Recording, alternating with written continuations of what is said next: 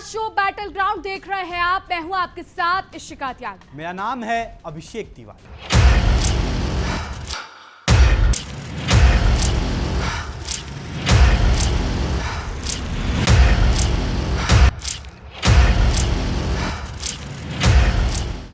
अपनी सांसों को थाम लीजिए और स्क्रीन पर नजरें जमा लीजिए, क्योंकि आज हम आपको इतिहास के उस सबसे भयावह मोड़ पर की कहानी सुनाने जा रहे हैं, जहां से वाशिंगटन के व्हाइट हाउस, रियाद के शीश महलों और डोनाल्ड ट्रंप की दादागिरी का हमेशा के लिए अंत होने वाला है। अमेरिका और ईरान के बीच भड़के इस महाजंग में अब एक ऐसा नया और खूंखार मोर्चा खुल चुका है जिसने पूरी दुनिया की ऊर्जा सप्लाई और पश्चिमी अर्थव्यवस्था की रीढ़ की हड्डी को बीच से तोड़ दिया है। यमन के जामाज और बेखौफ हूती विद्रोहियों ने सोमवार को सऊदी अरब और अमेरिका के खिलाफ ऐतिहासिक नौसैनिक नाकेबंदी का आधिकारिक ऐलान कर दिया है। जी हां, यमन के हूती विद्रोहियों के इस एक अकेले ऐलान ने वॉशिंगटन में बैठे अमेरिकी राष्ट्रपति डोनाल्ड ट्रंप की रातों की नींद उड़ा दी है।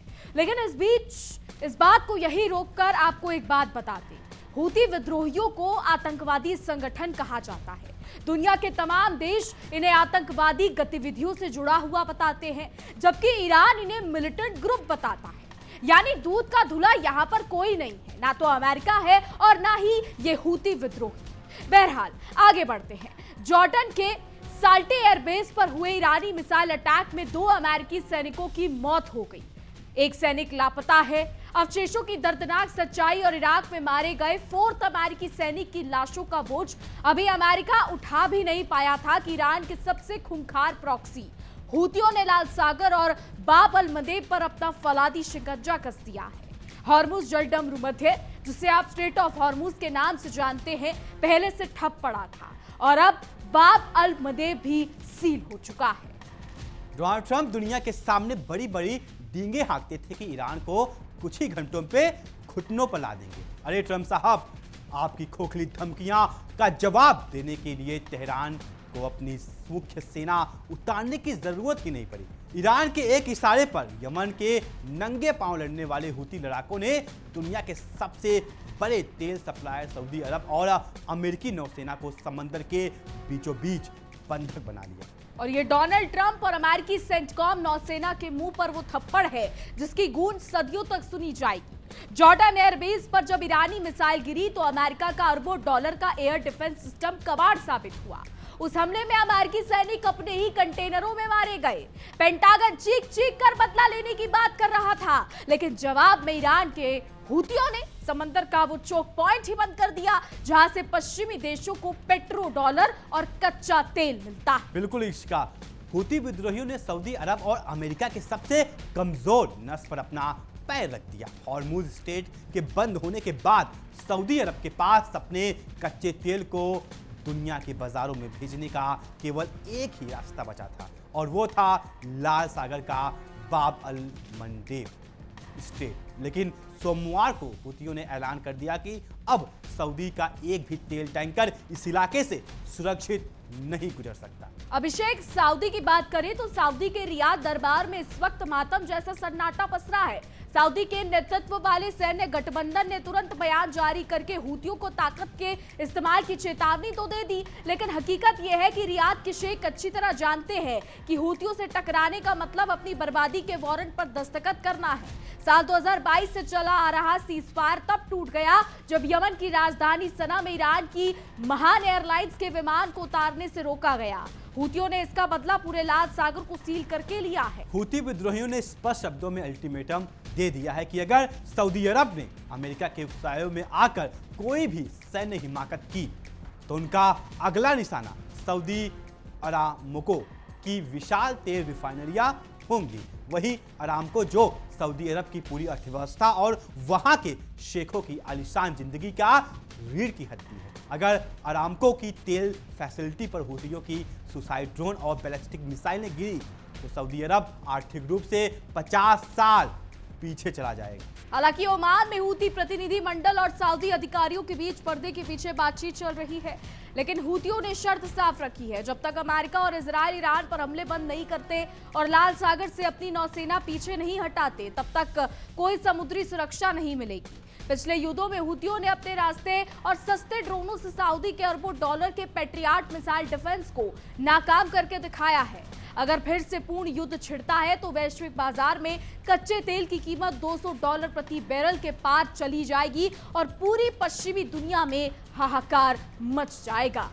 अब बात करते हैं उस मुल्क की जो हर युद्ध में मुफ्त का चौधरी बनने की कोशिश करता है, यानी पाकिस्तान, जिसे हम प्यार से भिखारिस्तान कहते हैं, और सऊदी अरब के बीच एक बहुत बड़ा सुरक्षा और रक्षा समझौता यानी डिफेंस एग्रीमेंट है, जिसके तहत सऊदी पर हमला होने पर पाकिस्तान की सेना को सऊदी के बचाव में उतरना चाहिए। लेकिन आज हकीकत यह है कि इस्लामाबाद में बैठे पाकिस्तानी जनरलों की बात सुनने वाला दुनिया में कोई नहीं बचा है।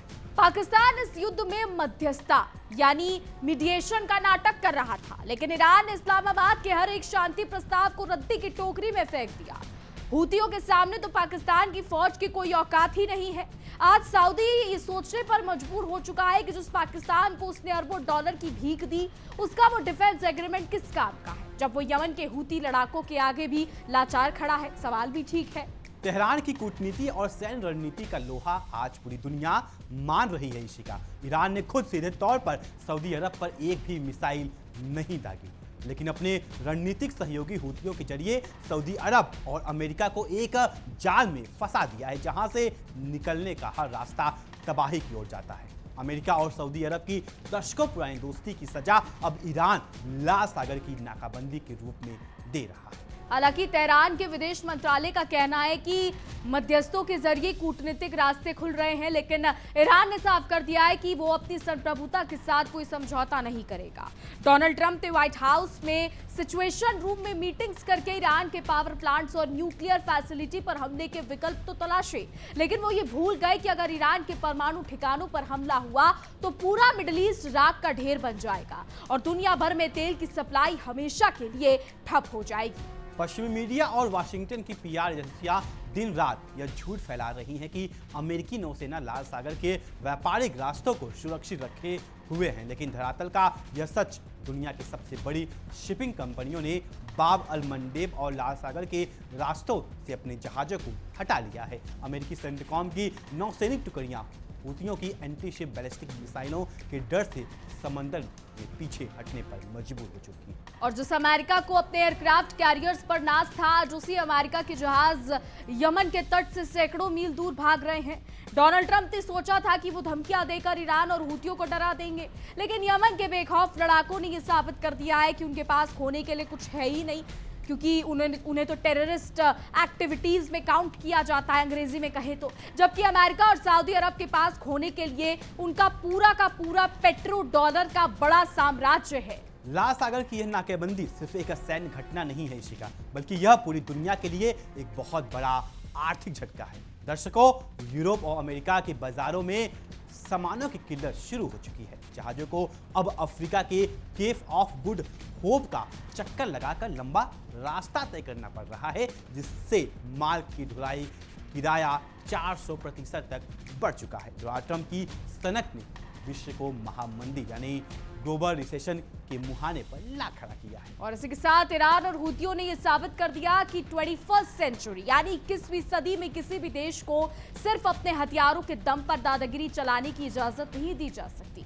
अगर अमेरिका अपनी तानाशाही नीतियां बंद नहीं करता तो लाल सागर से शुरू हुआ यह संकट वाशिंगटन की अर्थव्यवस्था को पूरी तरीके से भस्म कर देगा। पेट्रो डॉलर का दौर अब समाप्त हो रहा है और तेहरान के फौलादी इरादों ने एक नई वैश्विक व्यवस्था की नींव रख दी है। दर्शकों, यमन की इस पावन धरती का इतिहास गवाह है कि यहाँ की जनता ने कभी किसी विदेशी ताकत के सामने घुटने नहीं टेके। ब्रिटेन का साम्राज्य रहा हो या अमेरिकी गठबंधन, यमन की पहाड़ियों से टकराकर हर एक हमलावर राख में तब्दील हुआ है। आज हूती लड़ाके जिस जज्बे के साथ अमेरिका की सबसे आधुनिक नौसेना की आंखों में आंखें डालकर चुनौती दे रहे हैं, जिसने पूरे अरब जगत में क्रांति की एक नई लहर पैदा कर दी है। और वॉशिंगटन और रियाद ने यमन पर सालों तक बमबारी की, लाखों मैट्रिक टन बारूद गिराया, लेकिन यमन के लोगों के हौसले को तोड़ नहीं पाए। आज वही यमन दुनिया के सबसे ताकतवर समुद्री व्यापारिक रास्तों का नियंत्रण अपने हाथों में लेकर खड़ा है। डोनाल्ड ट्रंप जिन्हें लगता था कि वो दुनिया के ठेकेदार हैं, आज यमन के इन नंगे पांव लड़ने वाले लड़ाकों के सामने लाचार और जलील होकर रह गए। सऊदी अरब की नीति निर्धारकों ने अमेरिका के खोखले सुरक्षा तंत्र पर भरोसा कर अपनी ही पैरों पर कुल्हाड़ी मान ली है। रियाद ने यह सोचा था कि अमेरिका का पेंटागन और उसकी पैट्रियट मिसाइल सिस्टम उनकी सुरक्षा की गारंटी देंगे, लेकिन जब ईरान की मिसाइलें जॉर्डन के अमेरिका बेस पर गिरी और जब हूथियों ने लाल सागर को ब्लॉक किया तो अमेरिका अपने ही सैनिकों की जान बचाने के लिए भागता नजर आया। तो आज सऊदी को ये समझ आ रहा है कि अपने पड़ोसियों से दुश्मनी मोल लेकर और अमेरिका की गोद में बैठकर कोई भी देश सुरक्षित नहीं रह सकता। ईरान ने सऊदी को यह साफ संदेश दे दिया है कि अगर उसे अपनी अर्थव्यवस्था और अपने विजन 2030 को बचाना है तो उसे वॉशिंगटन का गुलाम बनना छोड़ना होगा और तेहरान के साथ सम्मानजनक कूटनीति के रास्ते पर आना होगा। ईरान के सरकारी टेलीविजन पर जिस 0 आवर का ऐलान किया गया है उसने पेंटागन के जनरलों की नींद उड़ा दी है। ईरान की सेना ने स्पष्ट शब्दों में कहा है कि फारस की खाड़ी और ओमान की खाड़ी में तैनात अमेरिकी नौसैनिक इकाइयां अब ईरानी मिसाइलों की सीधी जद में हैं।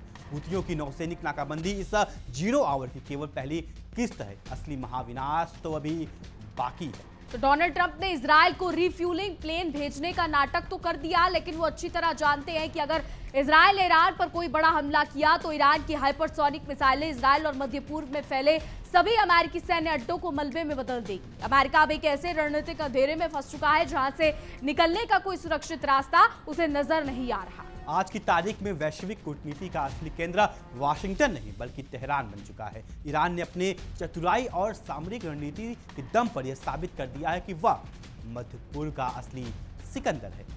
चीन और रूस के साथ ईरान के मजबूत रणनीतिक संबंधों ने अमेरिका के तमाम आर्थिक प्रतिबंधों और सैन्य प्रतिबंधों को पूरी तरह से कमाल बना दिया है। जब ईरान के विदेश मंत्रालय के प्रवक्ता कूटनीतिक वार्ताओं की बात करते हैं तो वो कमजोरी की स्थिति से नहीं बल्कि पूर्ण मजबूती की स्थिति से बात करते हैं। लाल सागर पर हूथियों का कब्जा और फारस की खाड़ी में ईरान का नियंत्रण ये साफ करता है कि अब मध्य पूर्व में शांति की शर्तें केवल और केवल तेहरान द्वारा ही लिखी जाएगी, वॉशिंगटन द्वारा नहीं।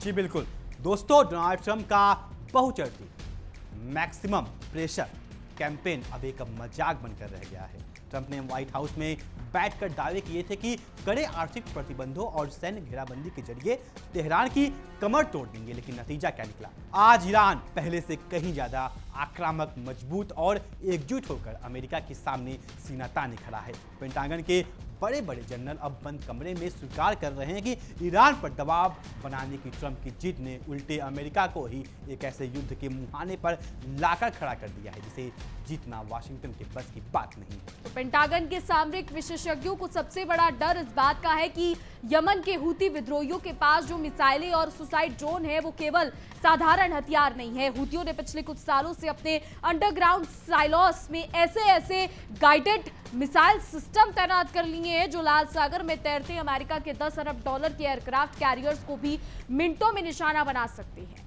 जब से हूतियों ने इस नौसैनिक नाकेबंदी का ऐलान किया है, अमेरिकी नौसेना का एक भी कमांडर अपने जंगी जहाजों को यमनी तट के 200 मील के दायरे में लाने की हिम्मत नहीं जुटा पा रहा। इस नाकाबंदी ने सऊदी अरब की खरबों डॉलर की नौसेना और वायुसेना की पोल खोल कर रख दी है। सऊदी अरब ने पिछले 2 दशकों में अमेरिका और ब्रिटेन से महंगे हथियार F-15 फाइटर जेट्स और आधुनिक जंगी जहाज खरीदे, लेकिन जब हूतियों ने बाब अल मंडेब का सील करने का ऐलान किया तो सऊदी की यह आधुनिक नौसेना पूरी तरह से पंगु साबित हुई। रियाद के पास एक भी ऐसा प्रभावी मिसाइल डिफेंस सिस्टम नहीं है जो हूतियों के सस्ते लेकिन सबसे बेहद सटीक स्वार्म ड्रोन का मुकाबला कर सके। तो रियाद के शाही दरबार में अब घबराहट इस कदर बढ़ चुकी है कि क्राउन प्रिंस और उनके सलाहकारों के बीच भारी मतभेद उभरकर सामने आ रहे हैं।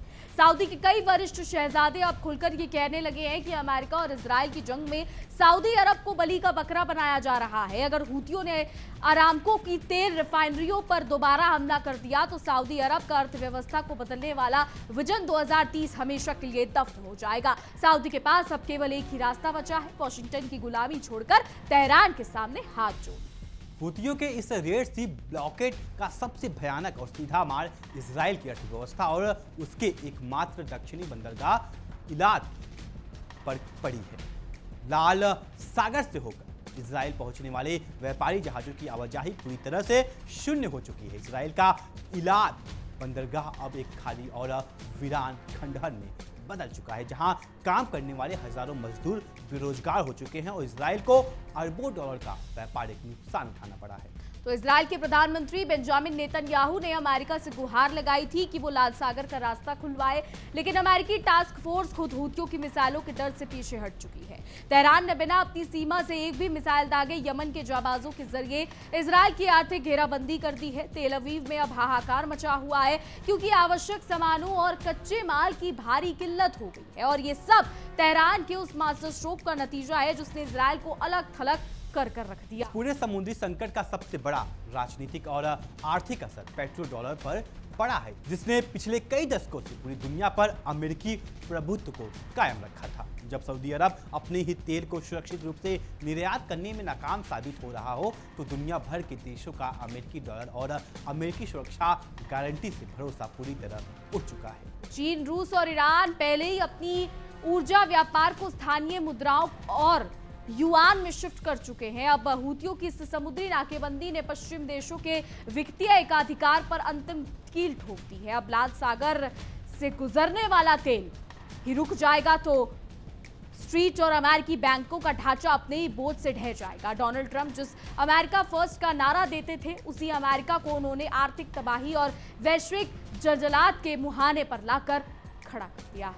इस नाकाबंदी ने अमेरिका के यूरोपीय सहयोगियों यानी नाटो देशों की कमर पूरी तरह से तोड़ दी है। यूरोप को मिलने वाला लगभग 30% कच्चा तेल और LNG इसी लाल सागर और स्वेज नहर के रास्ते से आता है। नाकाबंदी के बाद यूरोप में गैस और बिजली की कीमतें रातों रात 300% तक उछल चुकी हैं। फ्रांस, जर्मनी और इटली जैसे देश अब दबे स्वर में वाशिंगटन के खिलाफ बगावत करने लगे हैं। बिल्कुल, और यूरोपीय संघ के नेताओं ने साफ कर दिया है कि वो अमेरिका की बेवकूफाना युद्ध नीति की कीमत चुकाने के लिए तैयार नहीं है। नेटो के कई सदस्य देश अब अमेरिका के समुद्री अभियान ऑपरेशनल प्रॉस्पेरिटी गार्डियन से अपने जंगी जहाजों को वापस बुला रही है। नेटो में पड़ी यह भयंकर फूट इस बात का सबूत है कि तेहरान की कूटनीति ने पश्चिमी ताकतों के गठबंधन को ताश के पत्तों की तरह बिखेर कर रख दिया। दर्शकों, लाल सागर की नीली लहरों पर उठती ये बारूदी लपटी इस बात का साक्षात प्रमाण है कि अमेरिकी साम्राज्यवाद और डोनाल्ड ट्रंप की तानाशाही का अंत अब बेहद करीब आ चुका है। यमन के हूती विद्रोहियों का यह ऐतिहासिक नौसैनिक ब्लॉकेट केवल सऊदी अरब के लिए चेतावनी नहीं है, बल्कि यह पश्चिमी दुनिया के उस पूरे अहंकार का अंत है जो डॉलर के दम पर पूरी दुनिया को अपनी उंगलियों पर नचाना चाहता था। तो हूतियों के इस खूंखार नौसैनिक ब्लॉकेट, सऊदी की लाचारी और ट्रंप की इस ऐतिहासिक जलजलात पर आपकी क्या राय है? क्या आपको भी लगता है कि अमेरिका अब मध्य पूर्व की इस जंग में पूरी तरीके से हार चुका है? अपनी राय हमें कमेंट सेक्शन में लिखकर जरूर बताएं। इस विशेष रिपोर्ट के बारे में आप क्या सोचते हैं ये भी हमें जरूर बताइएगा, क्योंकि इस वक्त ईरान अमेरिका के हालात ठीक नहीं है। इस वक्त जो मध्य पूर्व में हो रहा है वो किसी से छुपा नहीं है। लगातार नेवल ब्लॉकेट की बात हो रही है, लगातार जो है तमाम सारी चीजें हो रही हैं। तो फिलहाल हमारे आज के शो में बस इतना ही। तमाम खबरों के लिए जुड़े रहिए हमारे साथ इंडिया डेली 24/7। देखिए इंडिया डेली 24/7 अब आपकी स्मार्ट टीवी पर। इंडिया डेली मौजूद है सभी डिजिटल प्लेटफॉर्म पर लाइव और लगातार। इंडिया डेली 24/7 हर दिन राष्ट्र को समर्पित।